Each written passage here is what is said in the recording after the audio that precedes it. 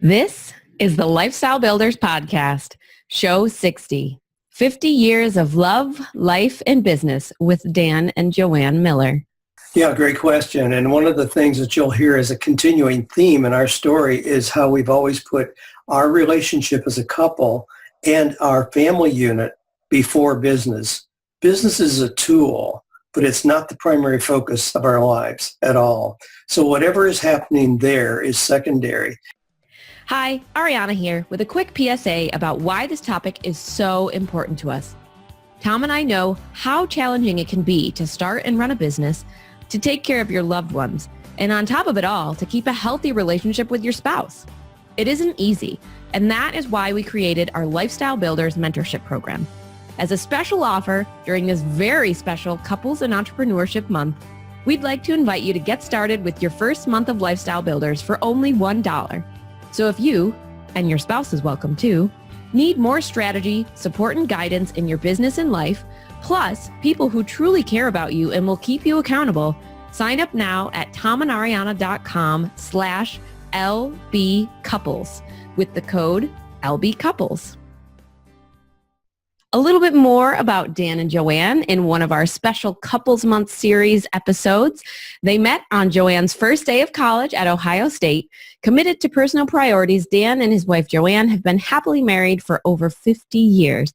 They have 3 grown children, all entrepreneurs, and enjoy spending time with their 14 grandchildren, I think it's now 16, on a beautiful 9 acres in rural Franklin, Tennessee. They've lived the life of an entrepreneurial family and are both authors, speakers, and motivators. All right. This was, I'd say, a really special episode, for us. 2 things that stand out. One, as we were talking to Dan and Joanne, it was like looking into the future. The path that I think they've laid, probably for us and a lot of other people, is just amazing because they've done so many great things. And the second thing is you guys have probably heard that we are writing our first book and we're actually publishing it through Dan's publishing company. Yep. So this was kind of twofold really cool for us being able to bring them on and talk about 50 years of not only being married, but being entrepreneurs, raising kids, now grandkids, just so many cool challenges. Things. Yeah. I think some of the things that stood out for me in this episode was the Dan losing everything with one of his businesses and, kind of how their family dealt with that blow and just kept moving on and kept moving forward, and how Joanne was, she had figured out like how to be the supportive spouse during that time, even though it felt like all of the things around them were kind of crumbling and falling apart. But it didn't matter. They persevered through that and they were able to come out on the other side stronger and obviously now even more successful than before. I was going to say, and you'll hear it throughout the episode, the foundation of their philosophy is that family is first. Family is like the bedrock, and it persists through business. It persists through life's up and downs, but it does take work. And I think one of the things they did was very intentional with how they built their life, of what they wanted.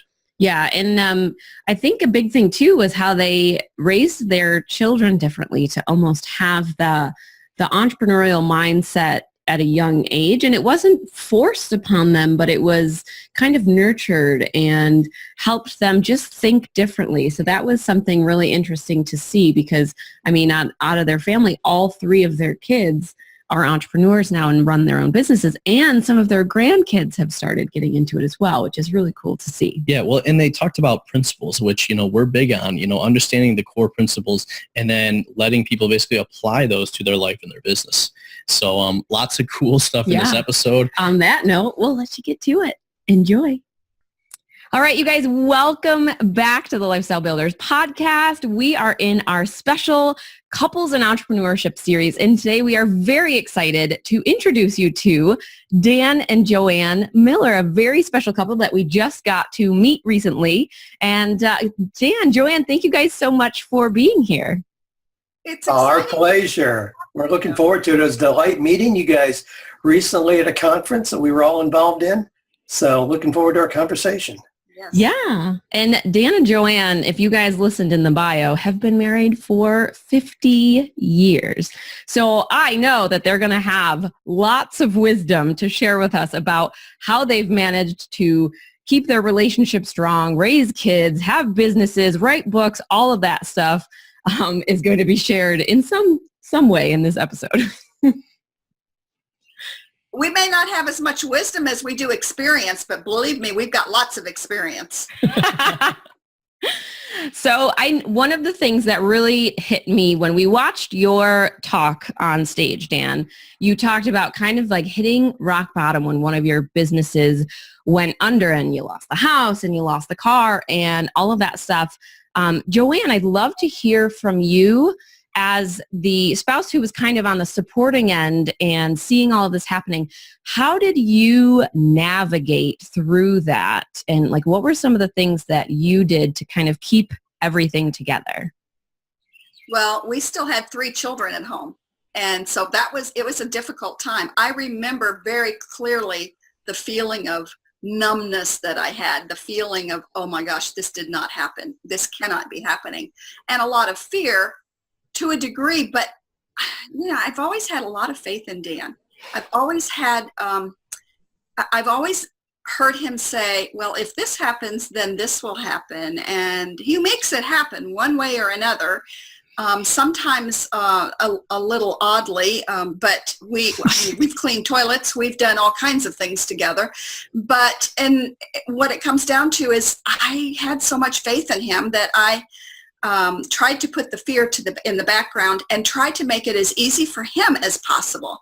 And that was my big goal, because I knew that he was feeling the immense pressure of having to take care of a family. He was the main breadwinner, and I was still dealing with smaller children at home. So to not have a home, to not have cars, all of that kind of stuff was a big deal. So what could I do to make it easier on him? So I tried to take the brunt of the household things as much as possible so that he didn't have to deal with that. He didn't have to think about that. But we also did, remember one thing that we did that I know sounds probably really cheesy, but the kids and I decided that when he came home each day from trying to get us through this mess, that he would have a bathtub full of hot water waiting for him, candles burning, soft music in the bathroom, and he's got 30 minutes to just decompress on his own before all the family gets to him, and so that he can just relax a little bit and feel a little bit better about his day. And so we did that for quite some time. And, we just did all those little things to try to help make it as easy as possible for him, because I knew he was dealing with the brunt of it.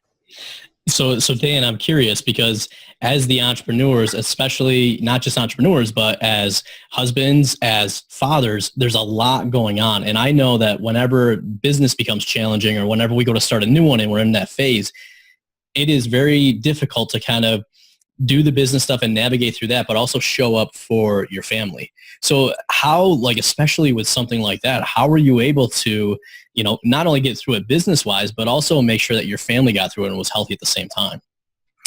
Yeah, great question. And one of the things that you'll hear as a continuing theme in our story is how we've always put our relationship as a couple and our family unit before business. Business is a tool, but it's not the primary focus of our lives at all. So whatever is happening there is secondary. So during that period of time, rather than going to Sanibel Island for vacations, as we'd been doing previously, we may swing through Taco Bell, get some burritos, and go to the local park. But here's the funny thing, you guys. In retrospect, our children are grown now. In looking back, they don't remember having a hard time. They don't remember that anything was amiss during that period of time when the IRS was closing us down and we didn't have 2 nickels to rub together. They don't remember that. They remember going to bicycle races together and those times at the park. And because the atmosphere in our house, and Joanne certainly orchestrated that, the atmosphere in our house, the peaceful, safe place that was, never changed, even though things outside were a disaster. Let me make one more comment about that too, because we have lived in a lot of places. And during that time, after having lost our house, we lived in a kind of a succession of places that we would stay in as long as we could afford to, and we may have to move on. But every single house that we lived in became a home. It became our sanctuary, and we never strayed from that. Our kids felt safe and comfortable and happy because we made it ours, and we made it the best we could possibly do. Dan and I just did a podcast dealing with change. And one of the things that we firmly believe is the children will take their attitudes and their ability to deal with change in the same way that the parents do. And we did not want it to be fearful or depressing for them at any time during all of that. And so we tried to keep as upbeat as we could and tried to keep as much normalcy in our home as we could. We didn't have TV when our children were growing up for a lot of reasons, but our house, no matter where we were, was always the place in the neighborhood where the neighborhood kids wanted to come. And that continued right through our darkest days financially. The kids would show up. They want to spend time at our house. Joanna would have cookies and treats. And we'd play games together. We were known for the family that played games together. And so those things continued, and those things continued to give me such a strong foundation for going out there and navigating all the disaster that I was trying to unwind. Yeah, I love that you talked about just the difference in experiences, because we were just talking to, it was one of our members on a live, and she was talking about dealing with like the mom guilt when you feel like you're not showing up the way you were supposed to. And one of the things that we talked about with her was reframing what showing up as a mom looks like for you, because when we talk to our kids, we take them on field trips every Friday. That was one of our things this summer, Friday family field trips. We try to really immerse them in the experiences as opposed to the things. But when you ask them their favorite thing to do with us, it's, we want to go play on the comfy bed, which is our big king size bed, or we like to play outside, or, you know, they remember the times at home where they're the happiest, even over those fun experiences that we've purposefully created. So I love that you talked about, like, as you were going through all those changes, making sure that your kids and your family and your foundation is strong. They don't remember all that other stuff. You know, they don't see it the same way you see it. They don't perceive those changes and the things that are happening as bad. They just are, you know, they're moving along. And I love that. And if we moved to another house, it was a family adventure. It wasn't doom and gloom. It was just another adventure. And our kids pass that on today. They all live adventurous lives. They all have very positive outlook at what can happen, what the possibilities are. So those are the things that are valuable. There are a lot of business things during that period of time that nobody remembers. They have no impact. They're gone. But developing, raising those kids is something that is part of a lasting legacy, and we take that very seriously.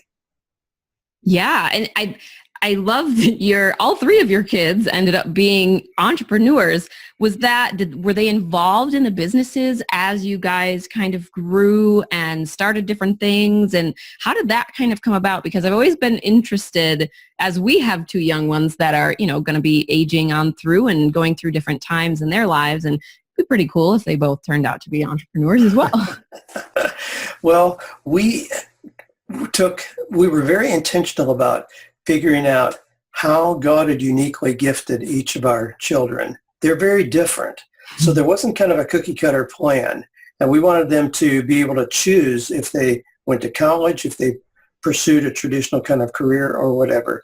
But we kind of spoiled them because, like Ashley, our only daughter, our youngest of three, when she got married, she married Nathan, who was in a BB&T bank training program. So he'd come home on like Thursday for lunch, grab lunch, and then he'd say, well, gee, I need to get back to the office. She's like, what do you mean? It's a beautiful day. Can't we go to the park or go for a bike ride?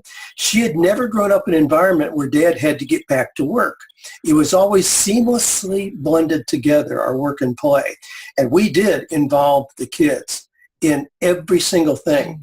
And every one of them, by the time they were 14, had established their own businesses, where they saw the connection between doing something of value, hold your head high, share with people what that is. People willingly give you their money. You take out your cost, and the rest is profit. We have lots of grandkids, and when one of those was 8, she co-authored a book with Joanne, or Yaya. I see that. And in doing so, Joanne got a request to come to a school and speak about how you take an idea and turn it into an actual book. Clara was going to go with her. Well, the school said, what's your fee for that? And of course, Joanne would do it for nothing. I said, no. This is an opportunity for a lesson. I said, tell them $50. So she did, and the school said, that's fine. So then we called Clara, the 8-year-old, and said, we just booked you for your first speaking engagement. You're going to speak to these children, and you're going to get $25. And then I told her mom and dad, I said, we are totally going to ruin your kids for ever having the possibility of a real job. They know too much. They've seen too much at how the world works. It's just they don't have the conception of going in somewhere and saying, will you pay me $8 an hour to stand here? They do things that turn into money. And in that sense, yeah, they're all just dyed-in-the-wool entrepreneurs. And there's 14 of them? Yeah, well, the grandchildren? We have 17 of them now. Oh, 17 now. Holy moly.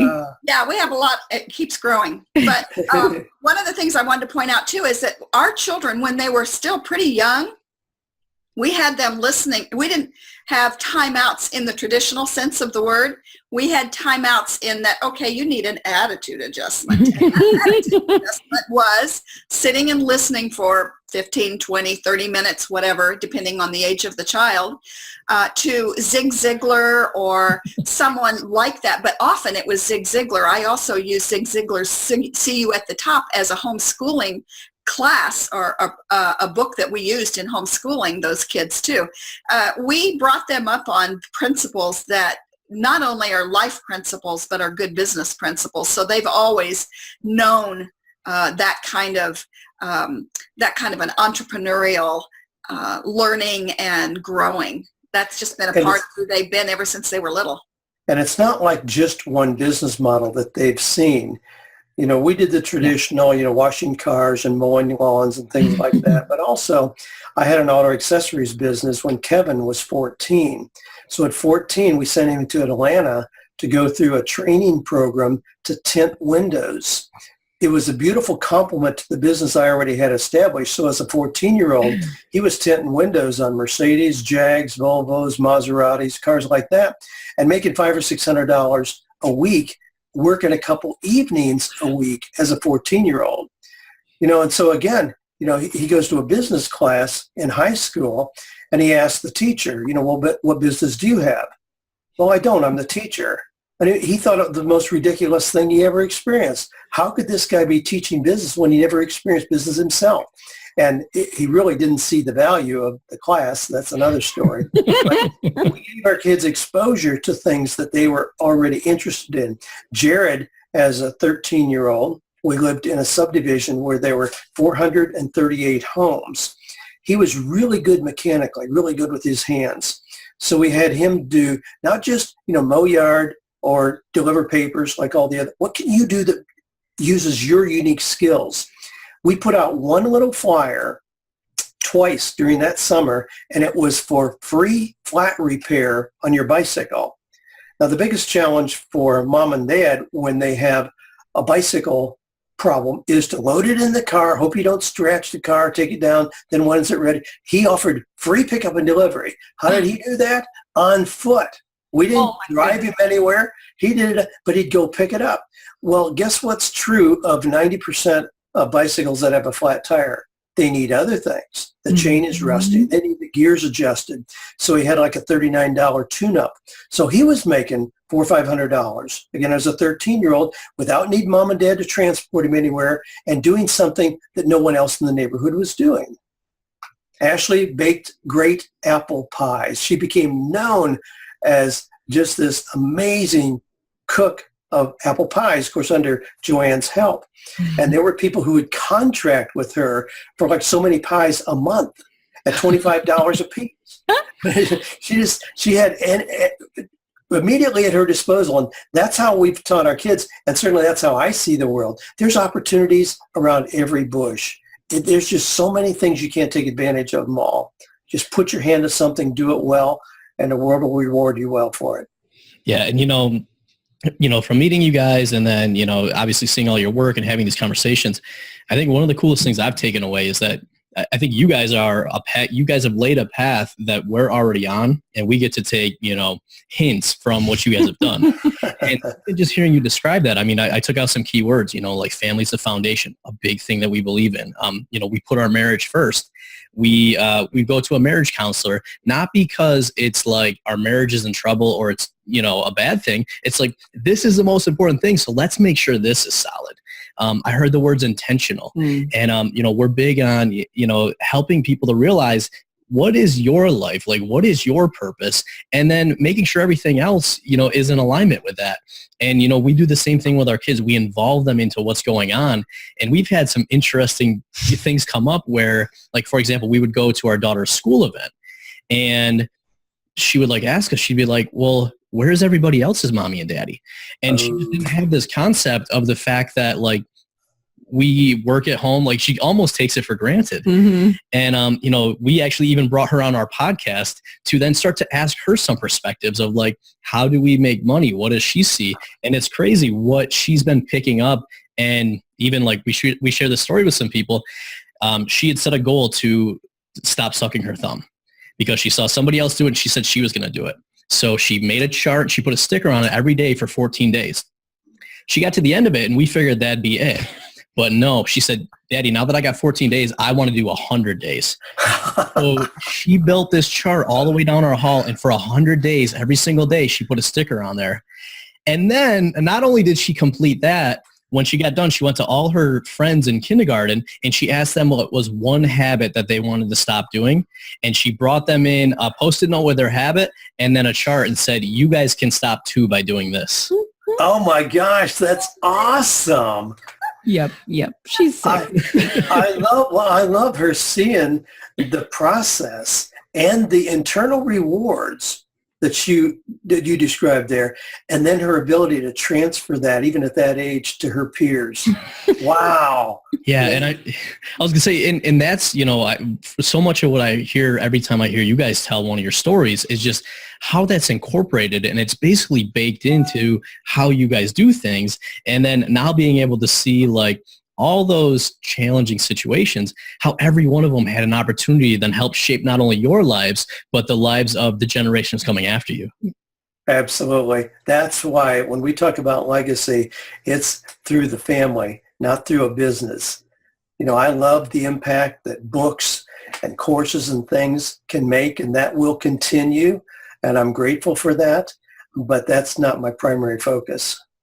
So Dan, I'm curious, if somebody's maybe stuck, maybe they're stuck in their business, they're stuck in their life, and maybe there's some challenges in the marriage, what is it that you do or that you've seen that can help people kind of get centered and back on track and figure out what is it that they want so that everything else can be intentionally done towards that? Well, it's healthy at any given point to draw a line in the sand and say, who am I? Where am I going? Why am I here? A lot of people get kind of stuck in sameness, especially when things are working okay, and they just don't challenge themselves to look at it from a new perspective. But in terms of the relationship, I approach the relationship in the same way that I do a business, in the sense that I want to be making deposits in the relationship. I don't want to just be making withdrawals. I want to be making deposits. We recently went to see the movie Won't You Be My Neighbor about Mr. Rogers. Absolutely delightful. One of the things that he was fond of was the number 143 because it represents I love you. Well, just that little piece in a movie that we saw about a month ago, this morning, I got up early and slipped out of the house because I had a lot of things to do. We're getting ready to be out of town for a couple of weeks. And I left Joanna a note right by where she makes tea. Good morning, 143. Those are things that I know give me some margin for when I screw up, which I certainly do, but I want to have a bank account emotionally there in my marriage. So when I make a withdrawal, I don't bankrupt the account. One of the things that I offer with my Creating a Haven of Peace book is a little plaque that I had made that had a line out of the book that says, if it's important to me, it's important to you. Mm. And it's so important to recognize that and to know that we are in we have a common goal, and that is to have a successful, happy home. One of these days, every one of you who have children are going to have those kids leave the house. They're going to be gone. Then what do you have left? And one of the things we always wanted to have is a wonderful relationship that we could enjoy each other, really enjoy each other's company once the kids are gone. Because now it's just the two of us, and we can still have fun, and we still enjoy life, and we enjoy new adventures. But had we not really made that a priority all along, it doesn't just happen all of a sudden at this season of your life. We play games together. It may sound corny. It's not corny. We totally do. It's very, very rare that a day would go by that we don't play a game with each other. I mean, in the evening, when things are kind of settled out, we don't go in and turn the TV on and flip channels. We sit at our table and play games and laugh and compete against each other.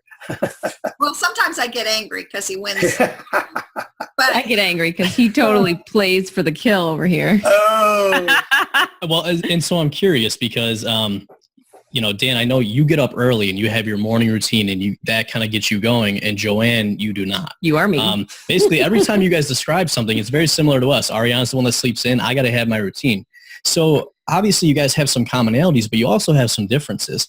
How have you been able to make that work kind of over the years? Because one of the challenges that we've actually faced was when we are very different in how we approach things, it's sometimes tough to kind of come back and figure out, well, where is the right kind of middle ground for that? I think probably we have more. What'd you say, Dan? Yeah, go ahead. I've got plenty to offer there. We have more differences probably than similarities. Our personalities are totally, totally different. It's interesting. I asked just recently, just on one of our recent trips, we had a long drive home and we were talking, and I said, Dan, who do you think, being the personality differences, the different personalities that we are, who do you think has changed most in the 50 years that we've been married? Who's changed the most towards the other? And he thought about it for a little bit and he says, I think we both have. Mm. And that's so true. I have become much stronger, bolder, more of a leader and more confident and so much. I've learned so much in all of the years that I know is a direct result of being married to Dan Miller. He's one of the, really, in my estimation, the wisest person I've ever known. And I say that totally unbiased, but, I know that also he has a tendency to be totally task-oriented and not so much relationship-oriented, which I am very relationship-oriented. So therefore, he's gained a lot of softness and tenderness and compassion and caring and all of those kinds of things that I tend to sometimes even overdo. He's gotten more that way too. So I think that we are very different, but we've embraced each other's differences rather than trying to spend a lot of futile time changing one another, because all that does is frustrate each other. We get frustrated, we get angry, that's what breaks up marriages, breaks up relationships, and we never wanted that. So yes, we've made some compromises along the way. That's just part of it. One of the things that you two said earlier, that you're seeing a marriage counselor not because you're having big problems or ready to break up or anything, but because you think it's a wise thing to do to make sure you have the best marriage. There have been times through the years where we've needed a mediator and we've gone to somebody for a certain amount of time because we felt like okay, we're kind of at a point here where this is not looking very pretty. So let's get somebody else's opinion. And both of us are open to that, whatever it takes. For one person to say, well, I don't need that, or I'm not doing that, that's just saying you don't care enough. Yeah.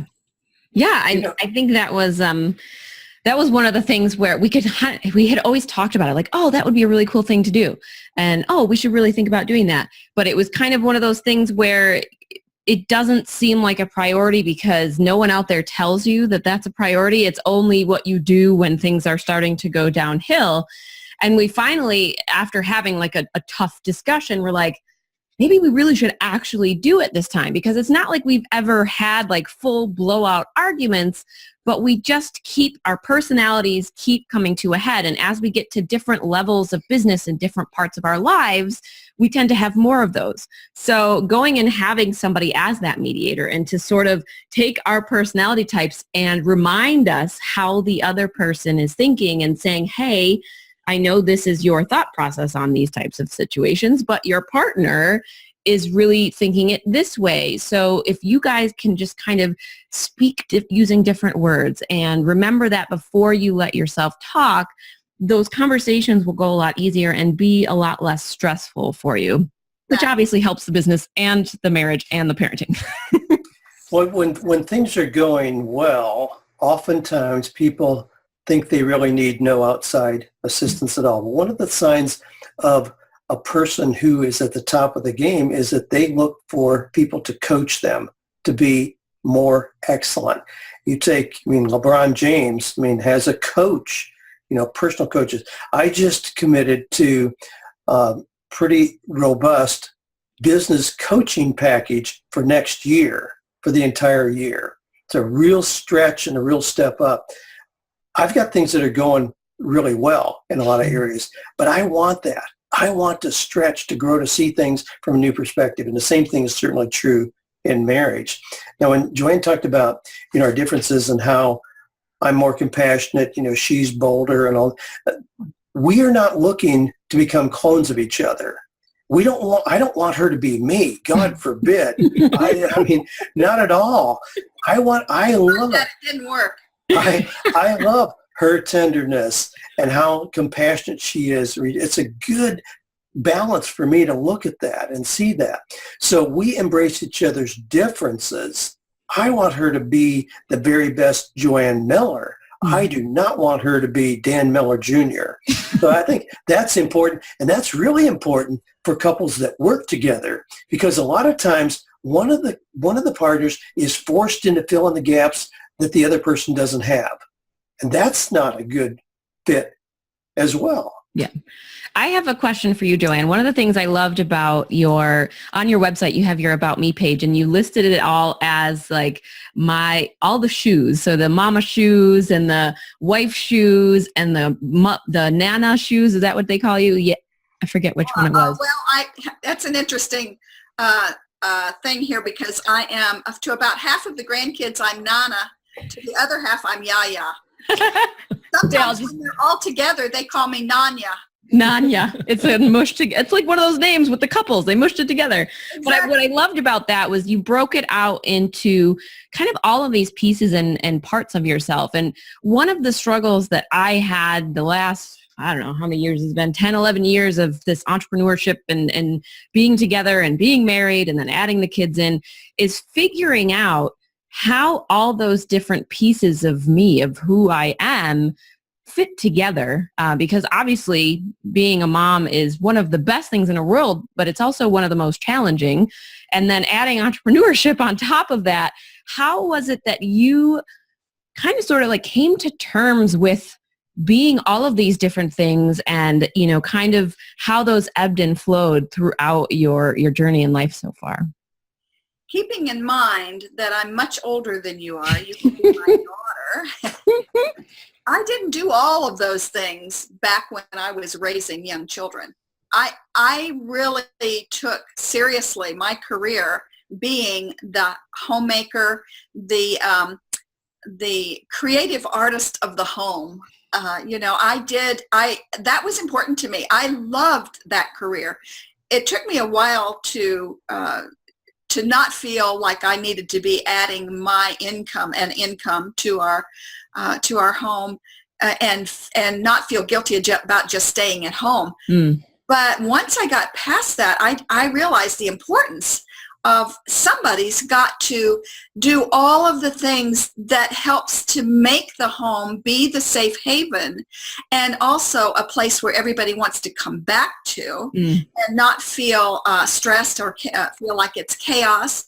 So if I took that real seriously, I was limited in some of the other things that I could do. So when I was younger and when I was raising smaller children, I didn't do, like for instance, I didn't do art. I didn't become an artist, and I did not write books, and I did not start speaking, all of those things, until I was in my 50s and 60s.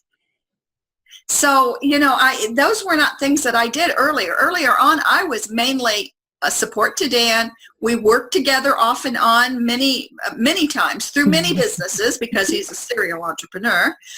And we included the children too when I had to help him, when I felt like, okay, I needed to step in and give him some real time. Like for instance, I can remember one time when he called me in because he had a secretary that he had to fire. And so could I just come in for a couple of days and fill in? I think 2 years later, I was still there. I had Ashley, and Ashley just came to work and laid on the floor and went to work with me every day. So we didn't, again, you've talked about it being seamless. We never really separated a whole lot from, okay, this is the business, this is the home, and it's a total separation. No, it's too much a part of who we are, and we work it all together, and the kids have always just been a part of that. So yeah, I didn't do all of those. I didn't wear all those shoes back on. I love it. You've gotten new pairs.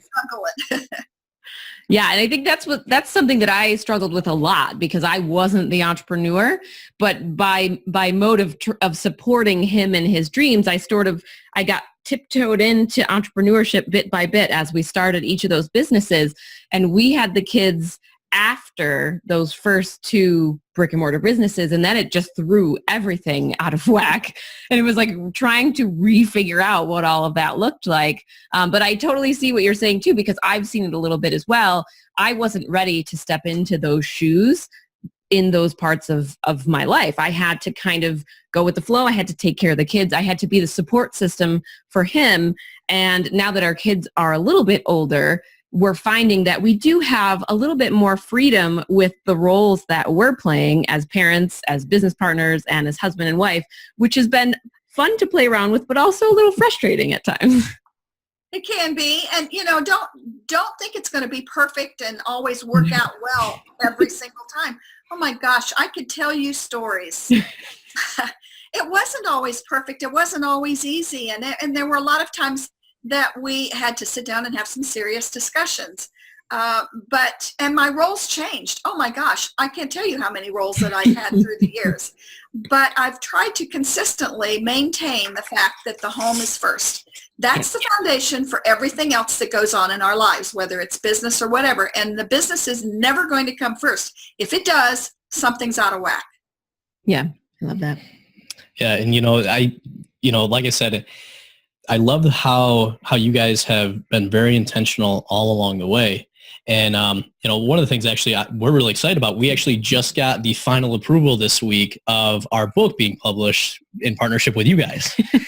And so as we, because we've been doing this for a while, and, one of the big things we want to do is get our message out more. And it's so aligned with the message you guys have, which is family comes first. And it's the whole reason we named this Lifestyle Builders, is because it's like, everything we do should be towards building that lifestyle. So we couldn't be happier to be working with you guys on that book and getting that message out to a wider spectrum, because there's so many people these days that I think need to hear that message that, your life and what you want it to be is possible, and everything you do should be going after what is right for you and your family and your legacy. Lifestyle builders, because really that's what we're doing. We're not building a business. I feel like all along, Dan and I have not been building a business or businesses. Building a lifestyle. That's important. Somebody asked me just this week about the specifics of what I do. And I said, the specific of what I do, I really enjoy. I thoroughly enjoy being an author, speaker, coach. But I said, if something were to happen to that, it wouldn't change our lives at all. I mean, there are so many other things that I could easily transition to. I could have a little lot here in Franklin, Tennessee with about 20 high-performance cars on it.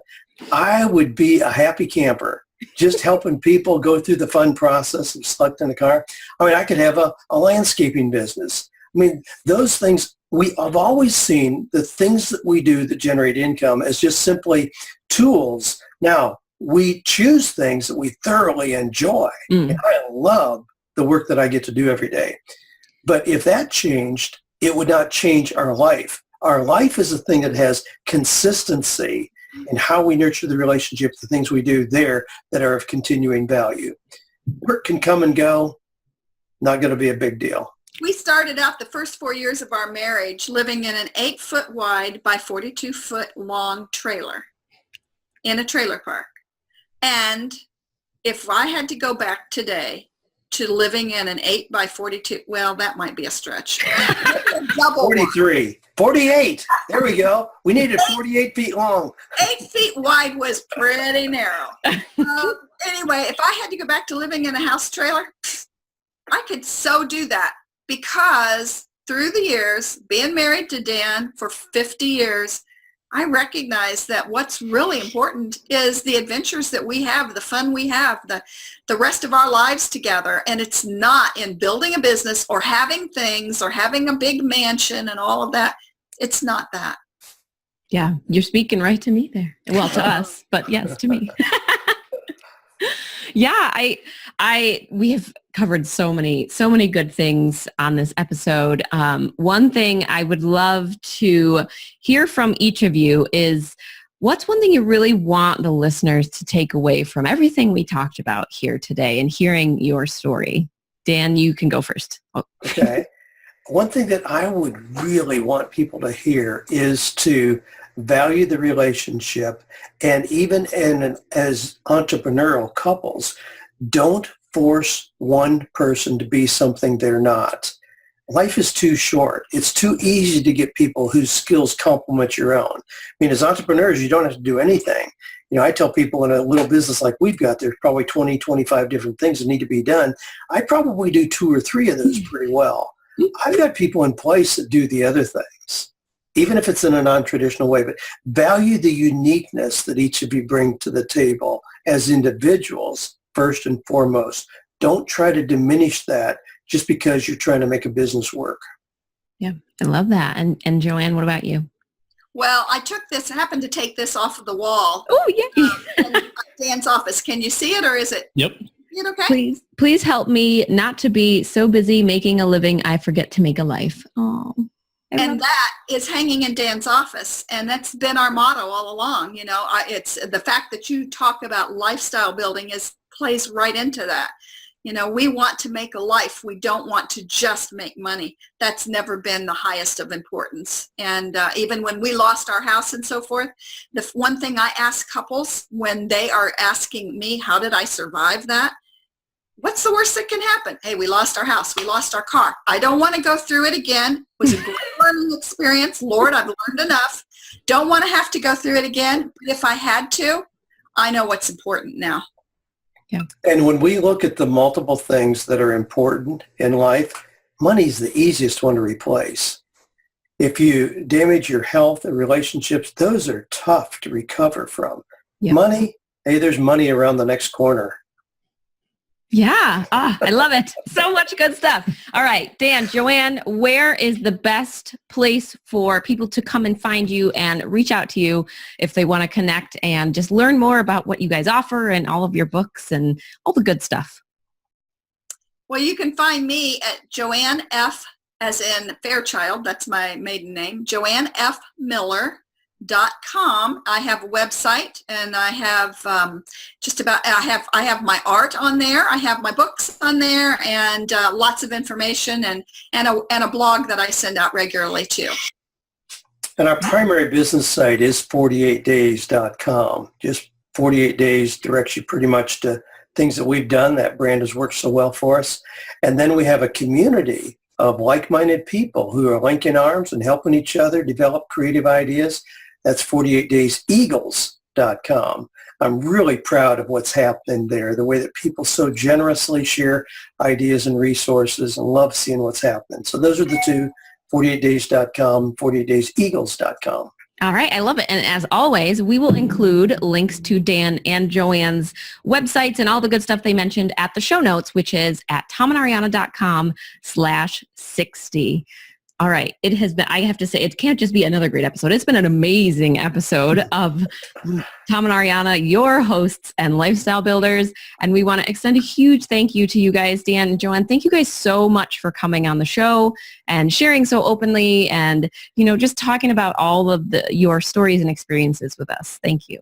Well, it's been our pleasure. We're honored to be your guest and love having the opportunity to speak with couples much younger than we are, knowing the exciting journey that's ahead for you. Building